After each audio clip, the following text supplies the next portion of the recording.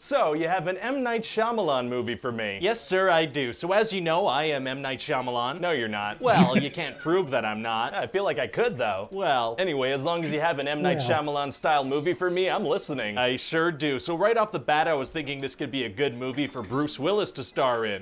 You just said the magic words. The Sixth Sense made a bunch of money, so I'm on board already. Wow, so I don't even have to pitch this? Nope, it's gonna sell itself. Let's do this. Awesome.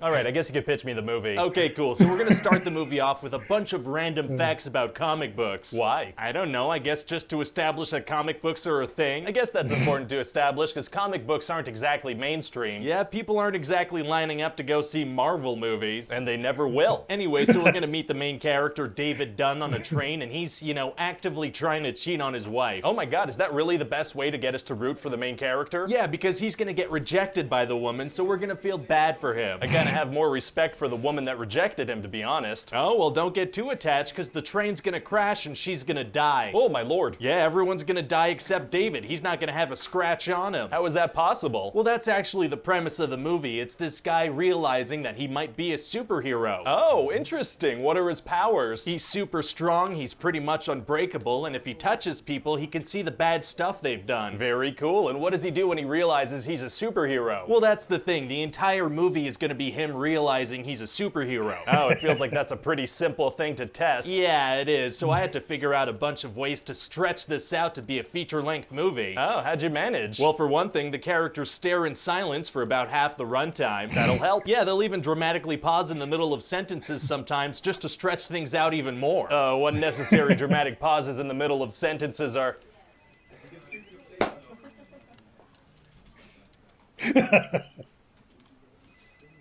tight. Yep, and we're also gonna have some doctors explain things very slowly. Oh, we are? Yeah, the movie actually starts with a doctor taking 3 minutes just to say that a baby has broken limbs. Wow, taking a long time to get to the point, yeah. And then after the train crash, another doctor's gonna take another 3 minutes just to explain to David that he's the sole survivor. Extremely slow paced. Oh yeah, of the first 12 minutes, half of them are just doctors slowly explaining things. Wow. And we're also gonna have David slowly realize that he's never been sick or injured his whole life. How could he possibly have never realized that before? I don't know. Fair enough. And so yeah, we're gonna stretch that single realization out over 3 or 4 scenes. Oh, we are? Yeah, he's gonna talk to the secretary at work and put in a request with his boss to see how many sick days he's taken. Because he doesn't remember? Exactly. Then he's gonna talk to his wife, ask her if she remembers him being sick or injured. It's gonna be a whole thing. Jeez. And then his boss is gonna come see him like, yeah, no, you never took any sick days. So just out of curiosity, how long would this movie be if you didn't pad the runtime like this? Probably about 10 minutes, to be honest. Yeah, sounds about right. Anyway, so we're also gonna have this guy, Elijah Price, and he's obsessed with David, and he's trying to convince him that he's a superhero. How come? Well, he has a disease called osteogenesis imperfecta, which means his bones are super brittle and break easily. Oh, yeah, that's rough. Yeah, and so his whole thing is that maybe David is the opposite of him, and he's, a superhero. Isn't osteopetrosis the opposite of osteogenesis imperfecta, meaning there's a hardening of the bones? I don't know. Nobody knows. No, yeah, I'm pretty sure that's what it is, and actually it can lead to bone fractures. What are you, a doctor or something? No. So then get off my back. The opposite of Elijah's thing is that you're Superman. Fair enough. Yeah, so David's son is gonna get super excited and try to shoot him to prove he can't get hurt. Oh my god. And so David has to convince his son not to shoot him. It's gonna be nuts. But is David gonna secretly test something a little less intense on himself to prove that he can't get hurt? Well, no, because then he'd know that he's a superhero and the movie would be over. Just seems like a logical thing he would do. Not if you want this movie to be feature length. Yeah, I guess I do want that. And what were you thinking in terms of casting for the son? Well, if you could get Haley Joel Osment, he was great in The Sixth Sense. I feel like it would be a little confusing to have him and Bruce Willis in a movie together again. Well, then maybe you could find a kid that looks like Haley Joel Osment, but mixed with Julianne Moore. That is oddly specific, but I'll do my best. Oh yeah, and we're also gonna have David realize that when he touches people, he has these psychic visions. He never realized that when he touches people, he gets visions? That's what we're going with. This guy's pretty oblivious to most things. Yeah, and he also finds out that he almost drowned when he was a kid. He didn't remember that? Nope, and so he's gonna call Elijah like, I can't be a superhero. I almost died when I was young. Wow, this guy doesn't remember anything about his past. You know, he pretty much learns about his own past at the same time as us. For a superhuman character, he really has a subpar memory. He sure does, but eventually he's gonna build up the courage to, you know, go murder a bad guy. Oh, neat. Yeah, and then we're gonna reveal the twist ending. Oh, you've got one of those in this movie too? Of course, because The Sixth Sense made money. So what is it? We're gonna reveal that Elijah is the one that made the train crash. Oh, okay, yeah, I guess that's pretty good. Yeah, and he's been causing a bunch of disasters just hoping to find somebody like David. Must have been hard to wrap up the movie after that twist. Actually, it was super easy, barely an inconvenience. Oh, really? Yeah, I figure I could just freeze frame and slap some text on there explaining what happens to the characters. That feels kind of lazy, actually. What are you, a doctor or something? What? Subject change, so who should we get to play Elijah? Oh, well, maybe Samuel L. Jackson could be a good choice. Seriously? Yeah, I mean, I could see him as an intense guy that wants to track down superheroes, can't you? No, that doesn't sound like the kind of thing Sam Jackson would do at all.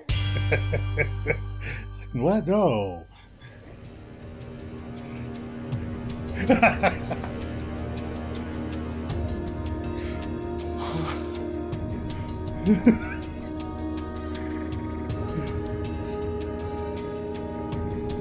It's not a doctor or something.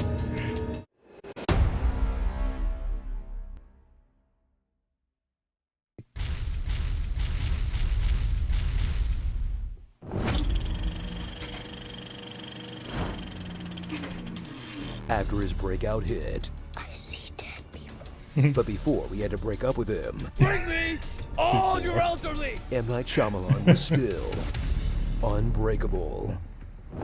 You liked Split, and after someone explained why Bruce Willis was in it, you keep meaning to check out Unbreakable, the atmospheric thinking man's comic book film that M. Night kept insisting would be a trilogy. Then that kept not happening, which in hindsight was a really good thing, because he had a lot of crap to get out of the system first. Plan on murdering me in my sleep? What? No. Here we go again.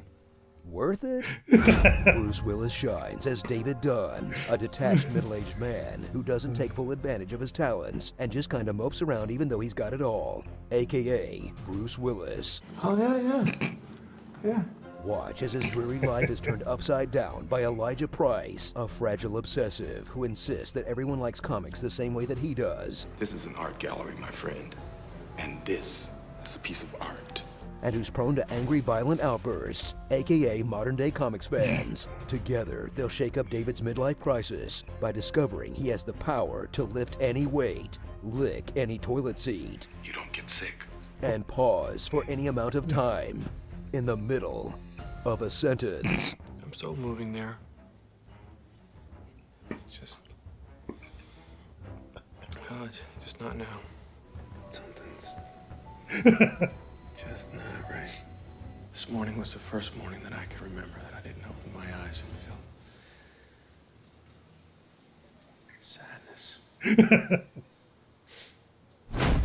Strap in for everything you love about early Shyamalan, like clunky dialogue, You can't let bad things happen to good people, right? That's your code, right? That's the hero's code? something about water being scary, I'm afraid of water. You have a weakness. Water. Do you remember the story about the boy that almost drowned in the pool?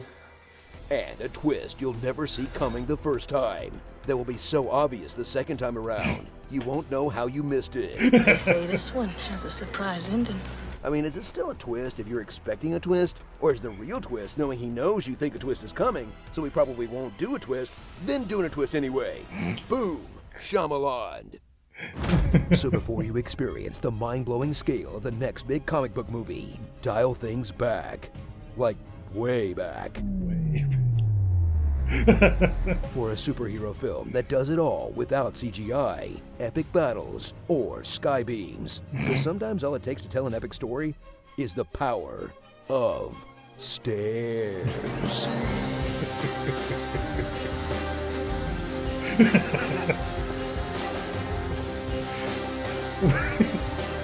Oh my god.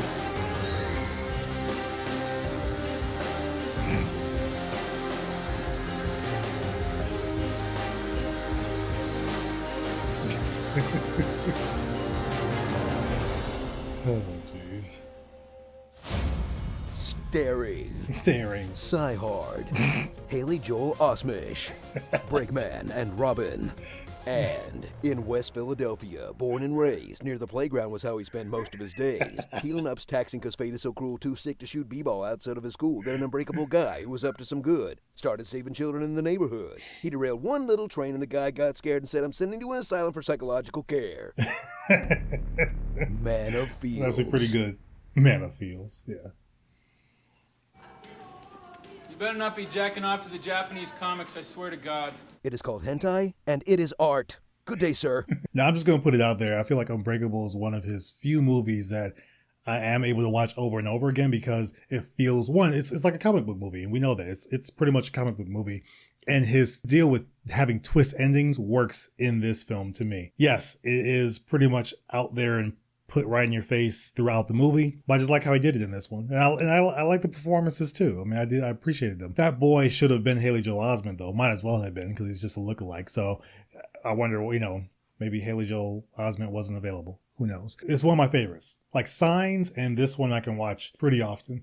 Sixth Sense, it's a good one, but it's once you know the twist, and the twist is so hinged on everything else happening in the movie, it kind of takes away from the surprise of it all. This one, I just enjoy kind of how it goes. So it's fun. I think that's why I like Split and why I like Glass, in the end of it all. Glass had its issues, but it's still enjoyable. It's in that same universe, which, it's pretty cool. But yeah, this one was a funny one. I might have to go with Pitch Meeting on this one. I think I'll go with Pitch Meeting on this one because they were both very funny. Honest Trailer and Pitch Meeting, very funny, but Pitch Meeting I think kind of killed it. Mainly having the same ending like the movie with, he just slapped on some text and said what happened, and even like writer guy talking down to producer guy, like, are you a doctor or something? Get off my back. Like that. Those little things like that are just hilarious when he goes off script in those ways. Well, it's all scripted, but when he kind of goes off what you expect from the character, that's when it's really, really funny. Same thing with Honest Trailers. When Epic Voice Guy kind of goes off script, that's when it's hilarious, but he doesn't do that as often. So when it happens in Pitch Meetings, it's hilarious. So I love it. Those are my thoughts. Let me know what your thoughts are in the comments below. I'd love to hear what you think of this Pitch Meeting and Honest Trailer. And also, which one do you choose? Which one do you vote for? Pitch Meeting or Honest Trailer? Which one was the best one between these two for M. Night Shyamalan's Unbreakable? I said it right that time. I said it last time right. That's the only time I'm going to say it. If you are subscribed to this channel, thank you so much for subscribing. I'm not sure exactly where we're at the time of this recording when it comes to subscribers, but we're almost at 1,000, and I'm really excited to see what we can do from there as far as posting polls and different things like that and stories. I'm really going to make sure I go all out for you guys on this platform. I think it's a really good platform to do that. If you're not subscribed yet, think about subscribing to the channel if you enjoy this type of content, and like this video and share it with someone if you think they also enjoy what we're doing here on this channel. I'm having a lot of fun, so I hope you're having fun joining me and watching these with me. Before you go, last thing I've got for you, check out some of our other Versus reactions. We've got a lot of different reaction videos and Pitch Meeting reactions here. So if you want to check those out and see what we got available, you can click there. You can also check out the Twilight Breaking Dawn Pitch Meeting from Ryan George's Screen Rant, one of the funniest ones I've seen so far, and check that out. But if you have already seen all of that, then I will see you now in the comments.